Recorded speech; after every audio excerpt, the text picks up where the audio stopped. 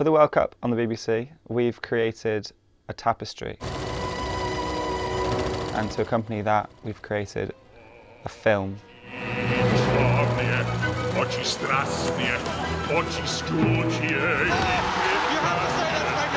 The brief that was set originally was just to talk about how the World Cup is hugely important to the world, about its cultural significance and importance in a global scale.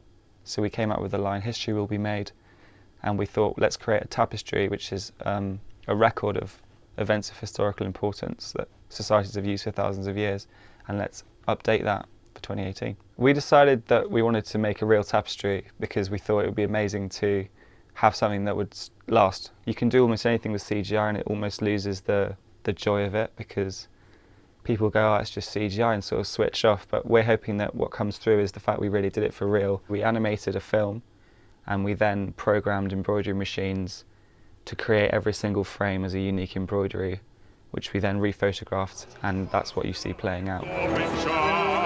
When we came to actually decide the moments, that was kind of where it got really fun for us, being football fans. We nod back to kind of Bobby Moore in 1966 and other moments in there, but we wanted to keep it kind of contemporary.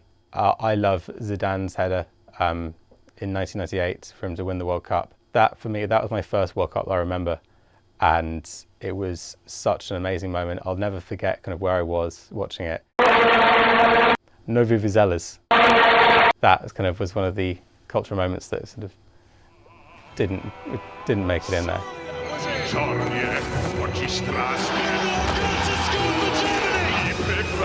This song that we found to go onto the World Cup song is called Ochechania, and it's a traditional old Russian folk song.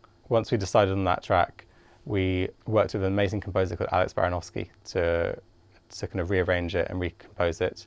We recorded at Abbey Road with the London Met Orchestra and an amazing vocalist, Sir John Tomlinson, who kind of really brought another level to it. I've never heard a voice so deep. The overall look, it needs to feel kind of inherently Russian, but not kind of feeling overly Russian.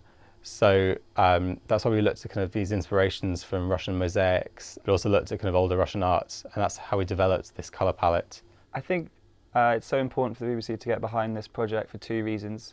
Firstly, that the World Cup is a huge uniting moment for the nation, and everyone gathers around their TV sets, and there's a huge feeling of togetherness, which the BBC is all about. And secondly, there's a lot of backing for the BBC Creative Project, and this is the second big project that we've had the opportunity to work on after last year's Christmas campaign, and there was a really feeling we wanted to follow up last year's success with another big project. It's also meant a lot to me personally because my mum said that I was wasting my time with all this football I was watching, and now I've managed to do it in my actual job. The FIFA World Cup starts 14th of June across the BBC.